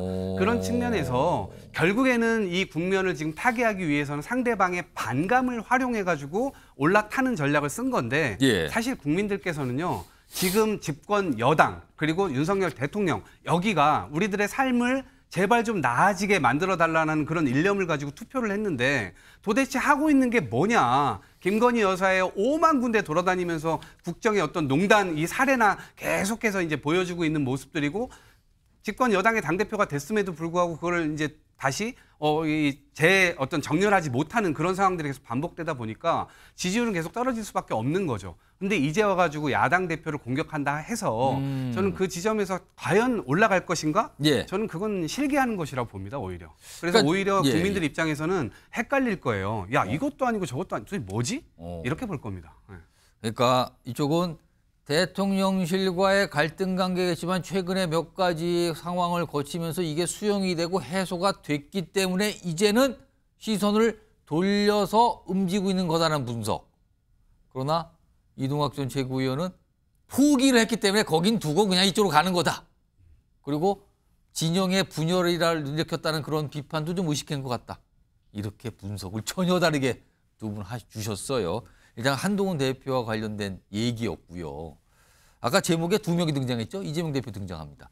이재명 대표의 요 최근의 행보도 굉장히 좀 주목을 받고 있긴 한데 두 가지가 공존을 하고 있습니다. 지금요. 두 가지가. 우선 최근에 있었던 금투세 그리고 오늘은 경총을 찾아가서 만났거든요. 이 모습부터 좀 확인해 보죠. 영상입니다. 주식시장에 기대고 있는 1,500만 주식 투자자들의 입장을 고려하지 않을 수가 없어서 아쉽지만 정부 여당이 밀어붙이는 금융투자소득세 폐지에 동의하기로 했습니다. 경총 힘내라! 대표님 힘내주십시오!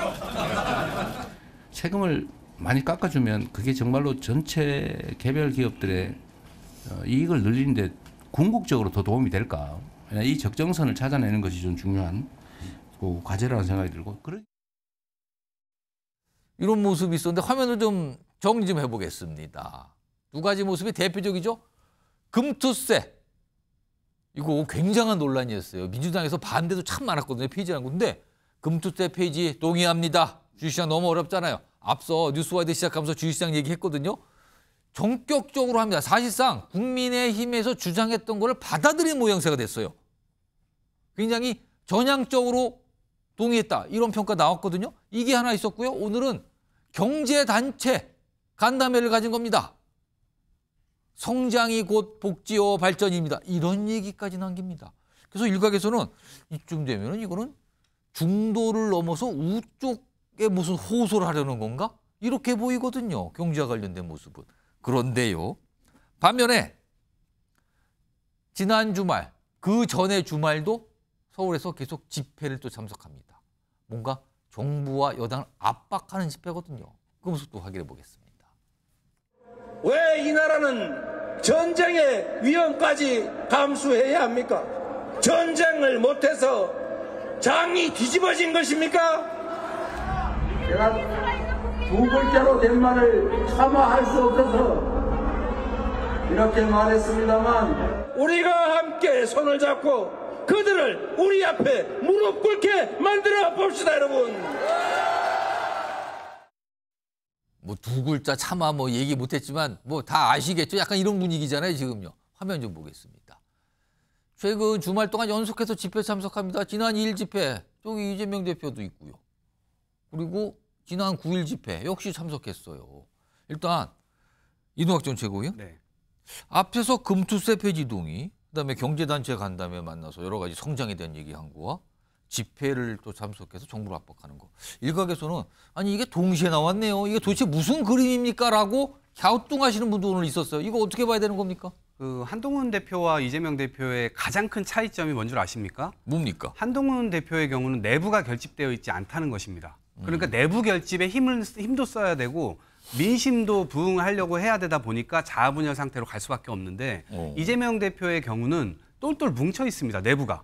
그렇다 보니까 사실 내부 결속이나 이런 것들보다는 결국에는 민주당이 조금 더 확장적 기조로 갈 수 있는 그런 행보들, 그런 것들을 좀 하게 되는 것이고, 특히나 경총이나 이런 데를 가서 결국 윤석열 정부가 보수 세력의 어떤 대표로서 대통령이 됐다면 그럼 결국 성장이라고 하는 것, 그다음에 뭐 세금 문제라든가 아니면 경제 문제, 민생 문제라든가 이런 것들을 좀 잘 챙겨줄 것이라는 기대감이 있었는데, 사실은 지금 2년 반 동안 보여줬던 모습들이 굉장히 실망스러운 모습이었잖아요. 그리고 지난해 세수결손 56조, 올해 30조 날 것으로 예측이 되고 있고요. 지금 올해 상반기에만 거의 100조 원 가까이를 한국은행에서 빌려가지고 막 국정을 운영하고 이렇게 하고 있단 말입니다. 그러니까 굉장히 무능한 모습들을 보여주게 되면서 결국엔 그런 것과 좀 대비되는 측면을 이재명 대표로서는 보여주기 위한 어떤 그런 행보가 아닌가 싶고요. 그다음에 결국에는 지금 이제 시위 가는 모습은 뭐 내부 결속 집회 아니냐. 참석을 계속합니다. 네, 그렇죠. 그건 내부 결속이 아니고요. 실제로 이것도 중도층에 소구할 수 있는 면이 있습니다. 왜 그러냐면 지금 윤석열 대통령의 뭐 야당에서 뭐 여당에서 이제 계속 공격하는 게 우리가 탄핵을 뭐 원하는 거 아니냐, 하야를 뭐 계속 얘기하는 거 아니냐 이런 얘기를 하는데 사실 그 얘기는 저희가 꺼내지 않죠. 근데 이재명 대표가 차마 제가 두 글자는 그렇죠. 얘기 못하지만 뭐 이렇게 않죠. 얘기한단 말이에요, 지금. 네, 꺼내지 않는데 저기에 가서 저희가 그 대문짝만하게 걸고 주제로 걸고 하는 그 내용이 뭐냐면 김건희 여사 특검 받아랍니다. 특검이다 이거죠. 그렇습니다. 핵심은. 김건희 여사가 지금 국정의 어떤 농단 이런 것들을 하이 클라이막스로 지금 가져가고 있는 상황에서 윤석열 대통령이 대통령으로서의 면모를 보이지 못하고 공과 사 중에 사를 선택하고 아내와 국민 중에 아내를 선택하는 그런 기자회견을 얼토당토하는 기자회견들을 하게 되면서 중도층에서도 야 이건 아니다. 특히나 영남 지역에서도 김건희 여사 이렇게까지 두는 건 이건 아니다. 이런 것에 이제 소구하는 어떤 그런 전략이 있을 수 있다 이렇게 보겠습니다. 추가로 제가 짧게 드리면 이재명 대표가 아까 방금 했잖아요. 차마 하지 못한 두 글자가 있다고. 뭡니까 그거는? 뭐 개헌이라고 해석할 수도 있겠고요. 개헌이요? 예, 뭐 하야라고 얘기할 수도 있고 뭐 탄핵이라고도 얘기할 수 있겠죠. 그렇지만 지금 저희는 오히려 수세적인 입장에서의 탄핵을 당하는 것보다 이왕 이렇게 된 거 합리적인 보수 어떤 정치인들이 있다면 야 이렇게 돼서 여든 야든 집권을 하게 됐을 때 서로가 아무것도 할 수 없는 어떤 발목 잡기 이런 게 계속 반복되니까 이왕이면 7공화국을 여는 데에 있어서의 약간 포지티브한 선택으로 개헌으로 가보자. 그런 것도 저 안에는 포함될 수 있다고 봅니다. 여러 가지가 들어갈 수 있다 이건데 자, 박상수 선생님 지금 이동학 전 최고의 설명 좀 곰곰이 잘 들으셨는데 이재명 대표 최근 두 가지 모습 이거 어떻게 보고 계세요? 그러니까 이제 지금 사법부를 상당히 압박하고 싶어 하는 것 같아요. 그래서 이재명 대표는 지금 대통령처럼 보이기 전략을 쓰고 있습니다. 대통령처럼 보이기 전략이다. 네, 그렇죠. 그래서 이제 어찌 보면 계속해서 저 집회에서 이야기하는 거 지금 이동학 최고도 이야기했지만 바로 탄핵, 하야, 개헌 이 세 가지는 모두 내년 봄쯤에 대선을 치르는 걸 목표로 하는 일종의 민주당의 로드맵이에요. 네, 내년 봄에 대선을 치르는 걸 목표로 하는 거죠. 자, 그런데 이렇게 해서 내가 빨리 대통령이 될 수도 있다라는 것을 집회로 보여주려고 하는 것이고 경총을 가는 것도 마찬가지입니다. 나의 지지층이 여기에서 그치는 것이 아니라 소위 말하는 보수들이 있는 곳까지 가서 내가 대통령처럼 보일 수 있다는 걸 사법부에 보여주는 거죠. 이건 사법부에 대한 일종의 압박이다라고 저희는 생각을 하고 있는 거고 그럼 왜 이렇게 탄핵, 하야, 그리고 개헌 이렇게 세 가지에 그 내년 봄에 대선을 치르는 것을 이재명 대표가 집착하느냐. 얼마 전 대법원장이 이와 같은 지침을 각 1선 판사에 내렸습니다. 뭡니까? 뭐냐면 바로 공직선거법 사건에 있어서는 1심 6개월, 2심 3개월, 3심 3개월, 633 원칙을 준수하라. 이렇게 된 거예요. 자, 보세요. 공직선거법 이번 주 금요일에 나와요. 11월 15일에 나옵니다. 자, 그러면 1심이 끝났죠? 2심 3개월, 3심 3개월 하면 6개월을 더해 보시면 내년 5월입니다. 그때 그 전까지 나온다. 그 전까지 나올 수가 있는 거죠. 그렇게 되면 이재명 대표는 공직선거법으로 인해서 피선거권이 박탈될 수가 있습니다. 예. 그럼 내년 5월이 되면은 더 이상 대선 주자가 안 될 수가 있어요. 그러니 이재명 대표는 지금 내년 5월까지 어떻게든 승부를 봐야 되는 상황이죠. 아니면 사법부가 그와 같은 판단을 하지 않도록 외부에서 압박을 넣거나. 그래서 딱 요 투트랙 전략을 지금 가져가고 있는 건데 이게 얼마나 재밌는 거냐면 얼마 전에 성한용 저기 한겨레 신문 대기자님께서 논설위원께서 뭐라고 칼럼에 썼냐면 윤석열 대통령이 7공화국을 여는 개헌 대통령이 돼야 된다라고 얘기를 한 거예요. 예. 근데 그 칼럼의 명분이 뭐냐면 1년 임기 단축을 얘기를 했어요. 왜 그러냐면 그래야 총선과 대선이 맞춰지는 지점이 있거든요. 같은 해. 예, 같은 해 이렇게 될 수 있도록. 근데 2년 임기 단축이 되면은요. 불가능해져요. 그래가지고 이게 지금 이제 보면은 사실 말이 좀 안 되는 면이 있거든요. 그럼에도 무리수를 던지는 건 바로 이 633에 대한 두려움이다. 좀 말씀드리겠습니다. 일단 아까 이재명 대표 집회 전 주말마다 참석하는 그 그림이 하나 있었는데 다시 한번 불러볼까요? 그 밑에 설명이 좀 있어요. 여기 보시면 뭐 각각 있는데 지난 2일 집회는 민주당에서 자체 추산 30만 명이었어요. 근데 지난 9일 집회는 20만 명. 뭐 경찰하고는 차이가 많지만 민주당 자체 추산인데 지난 9일 집회는 1일 집회부에서 10만 명이 적어요. 이동학 전 차관. 이게 약간 좀 한풀 꺾인 겁니까? 참석자가 좀 많이 빠졌는데 이거 어떻게 봐야 됩니까? 저는 지난주에도 갔고 저도 이번에도 또 갔었는데 확실히 좀 적은 게 느껴집니까? 아니, 느껴지긴 하더라고요. 네, 느껴지긴 한데 뭐 그게 확 줄었다라기보다도 이게 특징적으로 보여지는 장면은 도로를 이제 전부 다 막지 않고 일정 부분을 열어뒀잖아요. 그리고 뒤에 이제 신호등이나 이런 것들이 막 있는데 거기에 무장한 경찰들이 엄청나게 저도 그 안으로 들어가지조차 못했습니다. 그러다 보니까 저는 누락된 어떤 수치도 있을 수 있다고 생각을 하고요. 근데 민주당이 웬만하면 다 이른바 카운팅을 다 하지 않았을까요? 근데 20만이라고 일주일 전보다 10만이나 줄었어요 지금. 근데 사실 뭐 어차피 숫자가 중요한 건 아니라고 생각합니다. 어차피 뭐 우리가 표 끊고 저 안에 들어가고 뭐 이런 건 아니잖아요. 그리고 이제 어찌 보면 집회가 3개로 나누어서 진행됐던 측면도 있습니다. 당일에 민주당이 하기 전에 민주노총에서도 하고 또 시민사회단체에서도 했습니다. 그러다 보니까 이게 좀 분산됐던 측면이 반영된 게 아닌가 싶습니다. 전장에 가셨는데 약간 저번보다 좀 적었다는 걸 본인도 좀 느끼셨다고 말씀을 하셨어요. 이런 가운데 지금은 이번 주 금요일 그리고 오는 또 25일 연속해서 이재명 대표 1심 선고가 각각 선거법 하나는 위증교사 혐의 이런 거 있거든요 지금요. 근데요 지금 정치권에서는요 특히 이번 주에 있는 것보다 25일에 있을 위증교사 혐의 이게 더 핵심 아니냐. 그리고 민주당에서는 지금 이걸 더 위협적으로 느끼는 거 아니냐 이런 얘기가 하는데 지난 9월 말이군요. 이재명 대표가 요 관련돼서 한 얘기가 있는데 좀 불러오겠습니다. 들어보시죠. 나는 일본 사람 아닙니다. 아닙니다를 떼내면 내가 일본 사람이라고 말한 게 되겠지. 짜집기를 해가지고 위증을 교사했다고 기소를 하니 이게 사건 조작, 증거 조작 아니고 뭐겠습니까? 이런 식으로 법을 왜곡하는 것은 범죄 행위입니다. 박상수 대변인, 지금 민주당이나 이재명 대표가 이 위증교사 혐의 1심 재판을 더 주의 깊게 보고 더 집중하는 거 아니냐는 시각이 있는데 어떻게 보세요 이거? 그러니까 법에 되게 중요한 것이 바로 이 형평성을 유지하는 거거든요. 근데 공직선거법은 정치인들의 기존 판례들과 형평성을 맞춰야 됩니다. 근데 이제 허위사실 적시 같은 경우에 정치인들한테 이 부분에 대해서 다소 낮게 이렇게 적용을 해왔던 사례들이 있어요. 실제 이재명 대표에게도 그와 같이 적용된 사례가 과거에 있었죠. 우발적으로 발언한 것이라 그래서 바로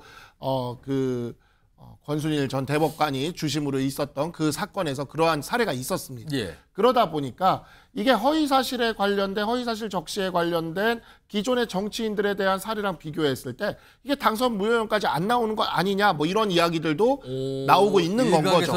일각에서 그렇게 나오는 거죠. 그렇지만 저희는 나온다고 봅니다. 예. 이거는 당선 무효형이 나온다고 예. 봐요. 다만 위증교사는 어떠하냐면요. 위증교사는 정치인에게만 적용되는 게 아니라 모든 국민에게 적용되는 그렇겠네요. 죄명이에요. 예. 그렇네요. 그러니까 위증은 누구나 교사할 수 있는 거니까. 그래서 기존에 모든 국민에게 위증교사가 인정됐을 때 형량이 어떻게 나왔는지를 보면은요. 예. 보통 실형입니다. 실형이 보통 나옵니다. 네. 벌금 거의 안 나와요. 실형입니다. 최근에도 지자체장 한 분 실형 나오고 법정 구속됐어요. 그냥 실형 정도도 아니고 위증교사는 법정 구속시킵니다. 실형 나와서. 이게 더 강할 수가 있다. 1심에서 법정 구속시켜요. 자, 그러면 이제 국민들이 보기에 어떠하겠습니까? 민주당이 얘기하는 그 형평성 얘기에 따르면 늘 얘기하는 게 김건희 여사가 왜 영부인이 특별히 더 그런 대접을 받느냐 이런 얘기 계속하지 않습니까? 왜 야당 대표라고 해서 일반 국민들이 인정되면 1심에서 실형 나와서 법정 구속되는 형이 1심에서 실형도 안 나오거나 법정 구속도 안 나오면 특혜라고 생각되지 않겠어요? 그럴 수가 있다.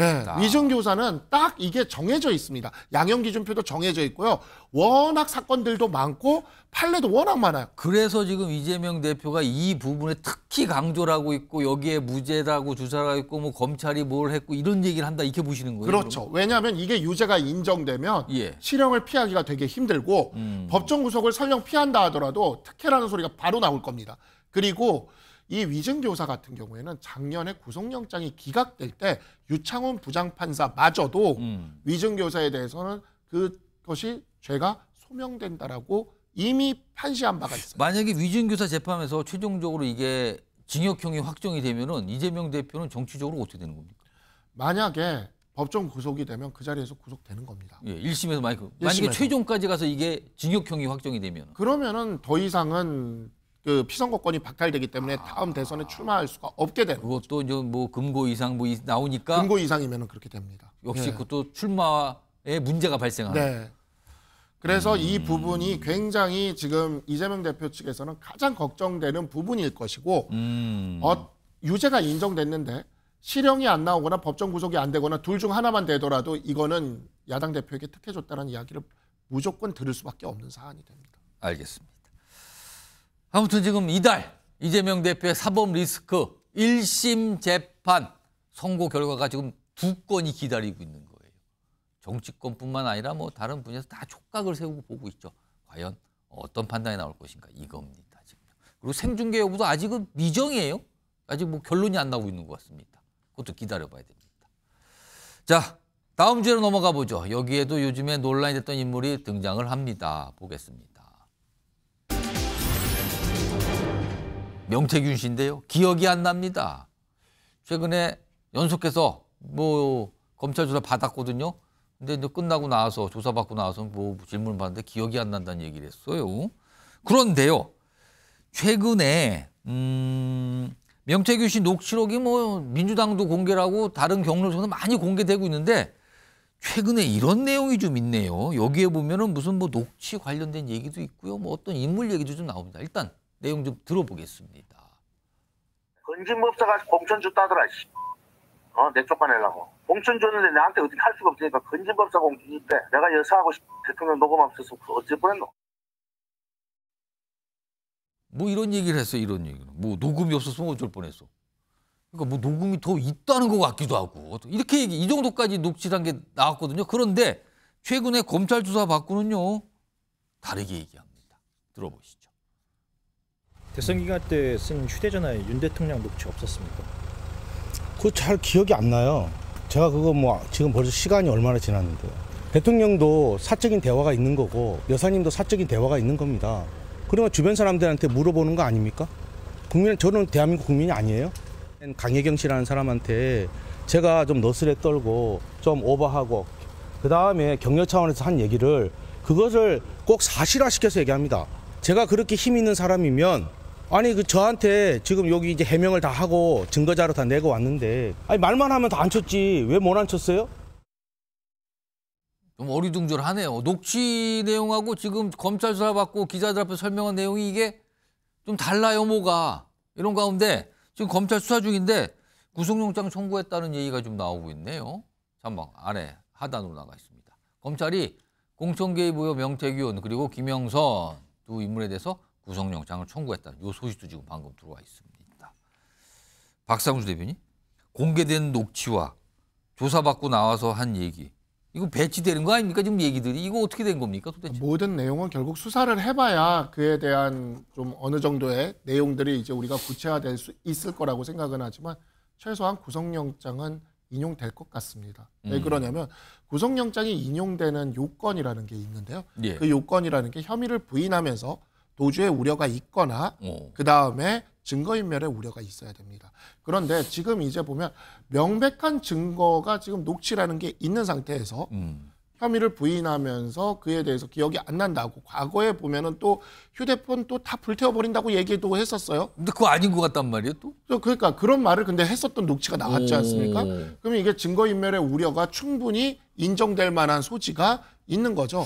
그렇기 때문에 사실 이러한 부분들에 있어서 구속영장이 지금 청구가 됐는데 예. 이 부분은 구속영장은 인용될 가능성이 매우 높다. 특히 지금처럼 이렇게 명백하게 녹취가 있는 것들에 대해서도 기억이 안 난다라고 얘기를 해버리면 더욱더 구속영장 인용의 가능성이 올라가게 됩니다. 법적으로는 그렇게 돼요. 그래서 이러한 부분들에 있어서 사실 구속영장을 인용되는 걸 피하고 싶다면 예. 인정해야 될 부분들에 대해서는 명확하게 인정을 하고 그다음에 나는 도주의 우려가 없다라는 것도 이야기를 하고 예. 증거를 인멸할 생각이 없다라는 것도 확실하게 입증을 해줘야 됩니다. 그래야 구속영장의 그 인용을 피할 수가 있거든요. 구속영장 심사에서. 근데 지금은 그와 반대되는 모습의 행동을 하고 있다. 이렇게 좀 볼 수 있겠습니다. 이동학 전 최고위원. 네. 공개되는 녹취 내용과 본인이 조사를 받고 하는 말이 이게 다르거든요, 지금요. 네. 부인들 한. 이거 어떻게 판단하라는 겁니까? 이게 무슨 말일까요, 지금 이거? 저는 일종의 지침이 있는 것 아닐까? 이렇게 의구심을 가질 수밖에 없습니다. 왜냐하면 이 건이 타고 올라가면 결국 대통령과 여사가 나오는 건 아니겠습니까? 그러면 명태균 씨가 밖에서 기자들을 만나거나 혹은 누군가 제3자들에게 계속 자기 이야기를 하도록 두면 대통령과 여사가 계속 위험해지는 겁니다. 그러니까 결국엔 구속이라고 하는 것을 엄청난 것처럼 부풀리지만 사실은 명태균 씨는 안전지대로 피신을 하게 되는 겁니다. 그리고 이것은 대통령과 여사 입장에서도 명태균 씨가 떠드는 것보다는 안전하게 그 안으로 들어가 있는 것이 훨씬 더 낫다는 생각을 하게 될 수도 있을 거라고 봅니다. 그리고 저는 검찰을 믿을 수가 없는 게 창원지검이요. 정치자금법 관련돼서 김영선 전 의원 공천된 당사자잖아요. 예. 근데 정치자금법 위반 관련해서 지난해 12월 달에 이미 고발이 돼가지고 검찰로 넘어간 사건인데 창원지검에서 9개월 동안 이걸 수사를 하지 않고 검사도 없는 수사팀에다가 이걸 배정해가지고 사실상 가만히 뒀단 말입니다. 예. 그러다 보니까 결국 검찰의 수사 의지가 없다는 게 이제 드러났는데 지금 창원지검장으로 가 있는 정유미 검사 이분이요 대표적인 찐윤 검사입니다. 지금까지 어떤 윤석열 사단이나 이런 것들이 문제가 있었을 때 그러한 부분을 막기 위해서 검찰의 어떤 이 내부 망에다가 쉴드를 엄청나게 쳤던 그런 검사예요. 그런 검사가 지금 창원지검장으로 가 있는 겁니다. 저는 결과가 뻔할 것 같아요. 지금 결국에는 타고 올라가면 여사와 대통령이 나올 수밖에 없는 이런 건에서 결국에는 가감을 중간에서 해가지고 어느 정도 그냥 뭉뚱그려서 대충 정리하지 않을까? 이렇게 생각을 합니다. 이것도 역시 법 앞에 만인이 평등한 것인데 특혜와 성역이 있을 것 같다는 아주 우려가 듭니다. 요거 마지막으로 박상수 대변인. 지금 앞서서 그러니까 검찰 조사 받고 나온 명태균 씨 그 진술 전에 공개된 녹취의 일부를 좀 시청자 여러분께 전해드렸는데 거기에 보면은 무슨 여사 대통령 이렇게 얘기하면서 녹음 없었으면 어쩔 뻔 이렇게 얘기했거든요. 근데 앞서서 민주당에서 윤석열 대통령의 목소리가 들어간 그 녹음 파일 그걸 공개를 했잖아요. 근데 지금 이 얘기하는 거 보니까 혹시 또 뭐가 있는 거 아닌가. 그러니까 일각에서 또 그런 시각도 있는데 그걸 그렇게 좀 전망을 해야 됩니까? 이거 어떻게 봐야 되는 겁니까? 녹음 없었으면 어쩔 뻔했냐. 그러니까 뭐 스마트폰 녹음 기능에 대해서 우리 모두가 다 알고 있지 않습니까? 이게 자동 녹취 기능이라는 게 있기 때문에 그래서 이제 여태까지 이와 같은 녹취들이 명태균 씨가 그냥 이렇게 자동 녹취 기능을 이용한 것일까라고 생각할 수 있었던 면이 바로 이 표현 때문에 녹취를 의도적으로 했나라는 점을 생각하게 만드는 지점입니다. 녹음 없었으면 어쩔 뻔. 그렇죠. 왜 이런 표현을 썼다라는 것은 이제 녹취를 의도적으로 했고 그 의도적으로 한 녹취를 자신의 어떤 의도를 위해서 활용했던 것이 아닌가라고 하는 의심을 충분히 할 수가 있는 것이고 그럼에도 불구하고 그 녹취의 내용에 대해서 기억이 안 난다라고 해버리게 된다면 예, 뭐 잘 기억 안 난다. 예, 이거는 뭔가 이 녹취들에 대해서 혹시 인멸하는 게 아닐까라는 우려를 생각하게 만드는 지점인 거죠. 또 이러한 부분들이 좀 빠른 검찰 수사로 사실 이게 그 국민들이 검찰 수사를 그렇게 지금 신뢰하지 않도록 계속 민주당이 만들고 있는데 우리 검찰이 그렇게 편향적이지 않습니다. 그리고 이러한 부분들에 있어서 빠른 검찰 수사로 검찰이 빠르게 압수수색을 할 것은 빨리빨리 해서 이거를 최대한 빨리 확보해야 된다. 그리고 이에 대한 엄정하고 공정한 수사를 해야 된다라는 말씀을 꼭 드리고 싶습니다. 알겠습니다. 명태균 씨 관련된 내용까지 알아봤고요. 다음 이슈 준비되어 있는데요. 먼저 영상으로 만나보겠습니다. 지금은 국회의원이 됐죠. 폴리페서인 김희훈, 보건복지부 박민수 차관의 대표적인 괴벨스식 선동이죠. 제가 21대 국회에서 대변인으로 활동할 때 저한테 미친 여자라고 그러셨죠. 왜 미친 여자라고 그랬어요? 그 당시에 의료계라면 저한테 미친 여자라고 한 거에 대해서 하실 말씀 있냐고요? 없어요? 예, 유감으로 생각합니다. 의료계 목소리 들어달라고 발언하기 전에 본인 언행을 지켜보면서 상처받았을 국민 여러분께 사과해야 되지 않겠어요? 답변 드리면 됩니까? 아니요, 사과해야 되지 않겠냐고요. 답변 드리면 됩니까? 사과해야 되지 않겠냐고요. 국민이 가진 헌법상의 표현의 자유의 영역에 생각된다고 생각합니다. 리스트에 올라와서 정신적 피해를 받은 분들 누가 이 사태를 만들었습니까? 저는 다 피해자라고 생각을 합니다. 자, 논란을 일으켜서 특히 이제 막말 이런 논란까지 빌었던 의협회장 반년 만에 탄핵이 됐습니다. 의사협회 회장인데 탄핵이 된 거예요. 일단 화면 좀 보겠습니다. 여기 보시면 일단 큰 제목 좀 볼게요. 이면택 대한의사협회장 탄핵. 그래서 뭐 표결을 했어요. 200명 넘게 대의원들이. 근데 뭐 표차가 많이 났네요. 찬성 70%, 75% 됐는데 일단 이와 관련된 영상이 좀 있습니다. 여러 가지 평가도 좀 했어요. 들어보시죠.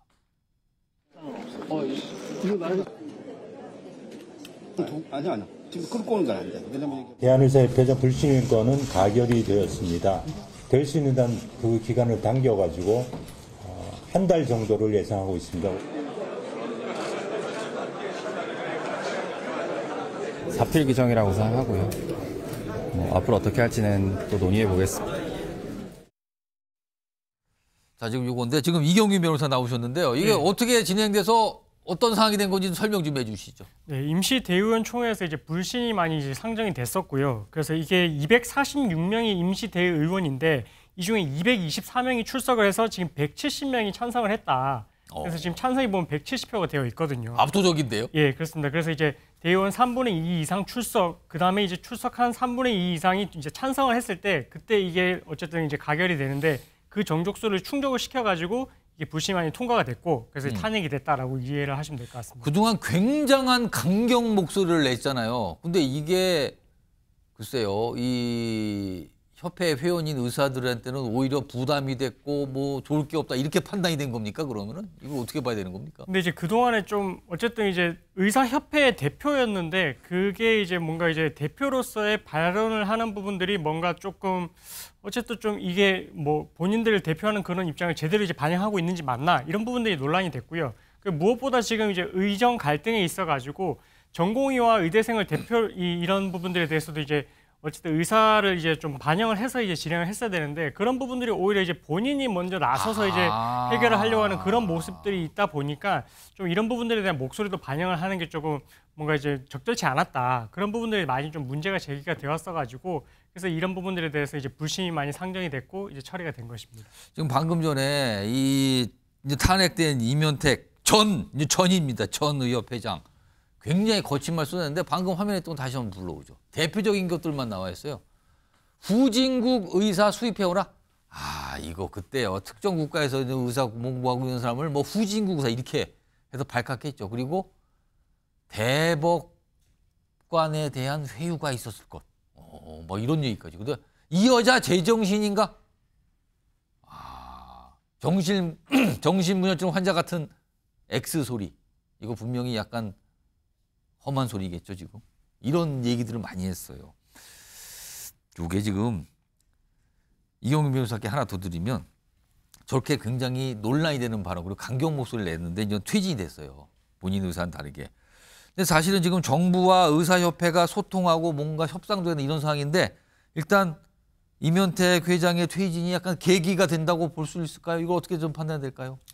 조심스럽긴 하지만 어쨌든 여야 뭐 의정 협의체를 만들어서 대화를 하려고 이제 시도를 하고 있는데 그래서 지금 이 계기를 통해 가지고 뭐 전공의와 의대생들의 입장을 충분히 반영할 수 있는 그런 이제 계기를 통해서 뭐 소통을 나아가겠다 이렇게 이야기는 하고는 있지만 근데 조심스러운 것은 지금 어쨌든 정부의 그 뜻과 어쨌든 의사단체의 뜻이 이제 다른 부분들에 대해서는 사실 원론적으로는 뭔가 이제 바뀐 부분은 없긴 하거든요. 아, 인물은 물러났지만 원론적인 생각은 여전하다 지금. 예, 그래서 이제 그런 부분들에 대한 변화가 조금 있어야만 그 이후에 이런 여야 의정 협의체를 통해 가지고 뭔가 이제 나아가는 부분이 생길 수 있어서 일단은 그게 이제 가능할지 여부는 좀 지켜봐야 될 것 같습니다.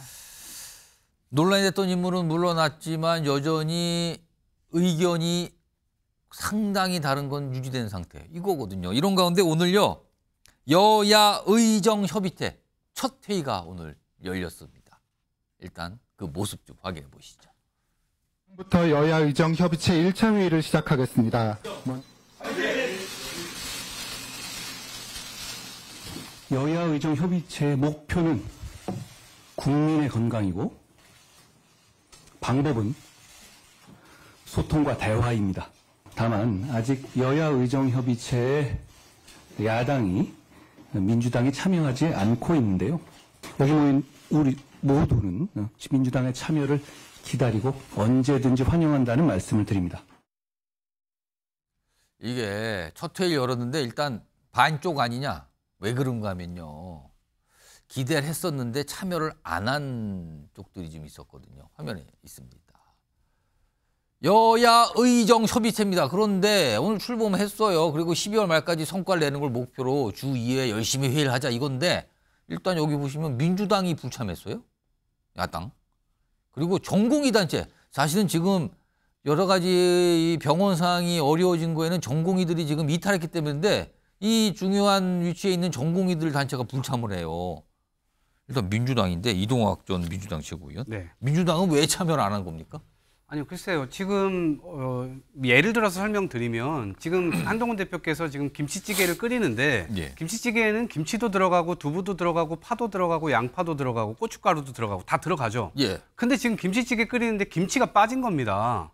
지금 의협이라든가 아니면 전공의 단체 핵심 지역이죠. 예. 여기가 지금 들어오질 않고 있잖아요. 그리고 이미 의료대란 난 상태고 내년 초가 되면 봄이 되면 오히려 의료 이 학계에서의 대란이 일어나게 될 겁니다. 그리고 교육 대란으로 이게 번질 거예요. 예. 이 문제는 이미 벌어져 버렸단 말입니다. 예. 민주당은요 여기에 적극 협조하겠다는 입장은 보이고 있습니다. 예. 다만 김치가 들어와야 민주당 파 하나에 불과해요. 지금 방해하겠다는 생각도 없고요. 예. 여기에 적극 협조하겠다는 입장을 그대로 갖고 있습니다. 민주당이 김치를 좀 갖고 오면 안 됩니까?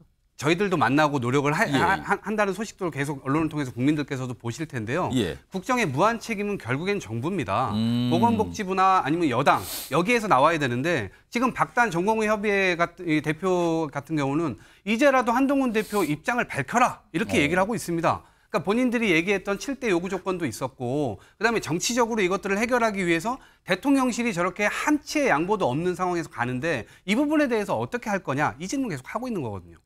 박상훈 대변인께서 지금 전공의 단체도 불참했거든요. 참여를 안 하고 있는데 지금 박단 전공의 대표는 한동훈 대표도 방금 나갔어요. 한동훈 대표 비판하면서 뭐 한가한 얘기하고 있다 그러면서 지금 입시가 진행 중이에요. 2025학년도 입시인데 2025학년도 의대 증원부터 철회하라고 요구하고 있거든요. 근데 지금 입시 이번 주 수능이에요. 근데 이게 철회가 가능한 건지 이걸 조정할 수가 있는 게 현실적인 건지 맞습니까? 모든 이제 협상이나 논의는 예. 어떠한 의제 제안을 하면서 어떤 파트너들이 그 회의에 참석하게 할 수는 없는 지점이 있습니다. 예를 들어서 이러는 거죠. 이제 남북 문제나 이런 문제들을 하게 되는데 이에 대해서 어떤 한 문제의 완벽한 해결을 또는 어떤 한 문제의 확실한 그 결론을 가지고 이 결론에 대해서 동의해야지만 참석하고 동의하지 않으면 참석하지 않고 이런 식으로 하면 협상이 회의가 열릴 수가 없습니다. 그런 측면에서 지금 우리 당의 입장은 이러한 부분들에 있어 이 여야 의정 협의체에서의 의제 제한은 없다라는 것이고 예. 그것이 그 안에서 논의되는 의제가 관철되고 관철되지 않고는 이 협의체에 참여하는 주체들의 역량, 어쩌면 설득력, 이에 따라서 결정이 되는 것이라고 말씀드릴 수가 있겠습니다. 그러니까 야당도 그리고 지금 의료단체들도 의제 제한은 없습니다. 일단 개문 발차를 했으니까 꼭 좀 탑승을 해주시고 12월 말까지 우리가 해결을 보겠다는 원칙을 오늘 세웠습니다. 12월 말까지 해결할 수 있다면 많은 부분들을 풀어갈 수 있습니다. 그러니까 최대한 빨리 참여를 해주실 것을 부탁을 드리겠습니다. 올해 입시 얘기가 지금 진행 중인데 이게 나오니까 약간 어리둥절하게 생각하시는 분들이 있어요. 근데 일단 의제 제한은 안 둔다는 의미로 좀 이해해달라 이런 설명도 오늘 여당에 나오기도 했습니다. 자, 다음 주제 마지막 주제 잡혀 있는데요. 역시 영상으로 먼저 만나보겠습니다. 피해자랑 관계 어떻게 되나요? 유족한테 하실 말씀 있으세요? 피해자한테 하고 싶은 말 없습니까? 왜 여기에 유기하셨어요? 왜 화천까지 오셨나요? 지금 현장 검증 오셨는데 혹시 당시 유기 상황이 명확히 기억이 나세요? 어제 영장실질심사에서는 소명을 다 했다고 생각하십니까?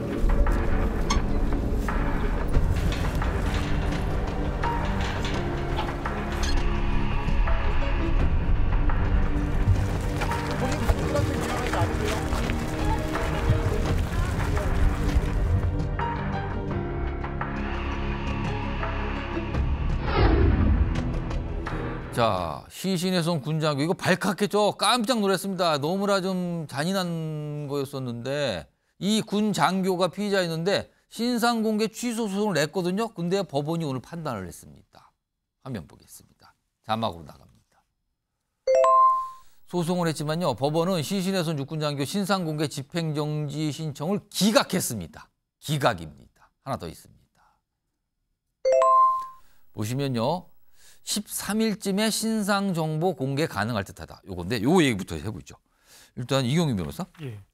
그러니까 경찰에서 이 피의자 신상 공개됩니다 결정을 했는데 바로 그 다음 날 이거 공개 안 됩니다라고 가처분 신청을 했다면서요? 네, 맞습니다. 그건 예. 어떻게 된 겁니까? 그건 상황이? 이게 어쨌든 신상이 공개가 되면 이제 본인이 어쨌든 이런 부분들에 대해서 알려지게 되는 부분이 있으니까 본인의 뭐 인권 이런 부분들을 이제 주장을 하면서 이제 했던 것 같은데 취소 소송까지 가기에는 이제 시간이 좀 오래 걸리니 가처분으로 먼저 이제 뭐 이거를 신상 공개를 하면 안 된다, 집행 정지를 해달라 이렇게 신청을 했던 것입니다. 그게 이제 심리가 오늘 열렸던 것이고, 근데 이제 재판부에서 봤을 때는 어쨌든 이게 국민의 알 권리도 충족이 돼야 되는 부분도 있고, 그리고 무엇보다 지금 증거가 또 명백한 부분이 있다 보니까 이거를 이제 집행 정지를 인용을 하기보다는 기각을 해서 신상을 공개해서 국민의 알 권리를 충족을 시켜라 이런 결정을 했다라고 보시면 될 것 같습니다. 그러니까 신상 공개가 되는 거예요. 이제 원래 경찰의 의도대로. 근데 신상 공개 결정을 경찰이 했을 때 이런 식으로 이거 막아주세요라고 소송하는 경우가 많이 있어요. 이런 식으로? 일반적이지 않긴 한데 이 사람 같은 경우에는 어쨌든 뭐 연간 장교이고, 그리고 이제 본인이 어쨌든 뭐 소위 말하는 이제 군대 내에서는 이제 엘리트의 그런 이제 삶을 살아왔으니 장교. 예, 그러다 보니까 이렇게 이제 뭐 이 공개가 됐을 때는 본인의 이런 명예도 이제 실추되는 부분이 있다. 그래서 이런 부분들을 우려를 했기 때문에 이렇게 이의 신청도 하고 집행정지 신청도 했었는데, 어쨌든 그 부분에 대해서는 재판부에서는 그것보다는 국민의 알 권리가 중요하다. 예, 이렇게 이제 생각을 합니다. 못 봐준다. 공개해야 됩니다. 이거네요. 맞습니다. 그러면 아까 보니까 13일 정도 이제 공개가 됐다. 이런 이름, 얼굴 뭐 다 나오는 거죠. 이제는요. 맞습니다. 13일이면은. 자, 이런 가운데 이 피의자요. 이 장교 마치 피해자인 척 행세를 했다는데 화면 좀 보겠습니다. 이거 무슨 일입니까? 이경규 변호사? 이 사건이 10월 25일에 발생을 했었는데, 그러고 나서 10월 26일 새벽에 그 피해자의 모친에게 피해자인 척 문자를 보냈습니다. 당분간 집에 못 들어간다. 이렇게 문자를 보내니까 피해자의 모친이 이상하게 생각하고 미기가 신고를 이제 경찰에 했습니다. 신고를 했어요. 예, 경찰에 신고를 하고 나서 파출소에서 이제 다시 이제 피해자의 휴대전화로 연락을 했습니다. 카카오톡과 이제 보이스톡을 통해 가지고 이제 연락을 했더니 이 본인이 피해자인 척 피해자의 그런 뭐 정보를 이제 이야기를 하면서 여성인 것처럼 또 행세를 했거든요. 남자인데 여자 목소리를 내는 척하면서 경찰하고 얘기를 한 거예요. 그렇습니다. 이제 본인인 것처럼 이야기를 하면서 그러니까 자기 본인은 뭐 별 문제 없다는 식으로 얘기를 한 거예요. 그러면서 이제 미기가 신고 들어갔던 부분도 취소를 해달라 이렇게 요청을 해가지고 그래서 그 부분에 대해서도 이제 경찰에서는 명확한 이제 뭐 확인이 안 된 상태에서 이 모친에게 또 이렇게 이제 피해자와 이야기가 됐다 이렇게 이야기를 하니까 피해자의 모친이 이런 부분들이 혹시나 이제 뭐 직장에 알려지게 되면 직장도 곤란해지게 될 우려가 있으니 그래서 이제 뭐 그 부분에 대해서는 취소를 하겠다라고 해가지고 그 이후에 이게 취소 처리가 됐던 그런 상황입니다. 근데 지금 이 전화 통화를 한 경찰 쪽에서는 이 발신자의 성별을 남성으로 표기했다면서요. 근데 여자인 척 목소리를 냈다면서요. 그렇습니다. 그러면 경찰도 상식적으로 보면 이거 좀 이상한데라고 의심이 들 만한 상황 아니었습니까? 그래서 그 부분에 대해서도 경찰 입장에서도 뭐 제대로 확인하지 못한 부분에 대해서는 이제 인정을 하는 듯한 이제 그런 발언을 하기는 했는데 예.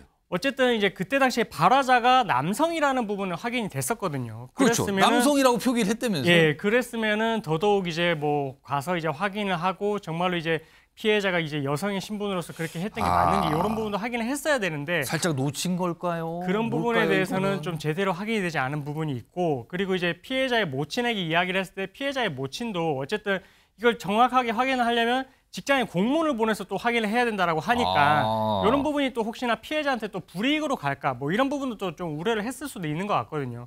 그래서 피해자 모친도 이 부분에 대해서 이제 미기가 신고를 뭐 취소를 하겠다 이렇게 이야기를 하니 경찰 입장에서도 더 이상 뭐 그 부분을 확인을 하지 않은 것 같습니다. 이용희 변호사 시간이 한 20여 초 남았는데 시신 훼손, 피해자 목소리 흉내, 시신 유기 이거 뭡니까? 이게 우발적이라고 볼 수는 없는 거 아닙니까? 아무리 봐도. 그렇죠. 우발적이라고 보기에는 뒤에 있었던 행동들이 어쨌든 뭐 사체를 손괴를 하고 그다음에 이제 본인이 근무했던 그 직장으로 가서 이렇게 또 유기를 하고 돌까지 이제 넣어가지고 이렇게 떠오르지 못하게 했던 부분들을 보면 치밀했고 계획적이었다라고 보는 게 맞을 것 같습니다. 알겠습니다.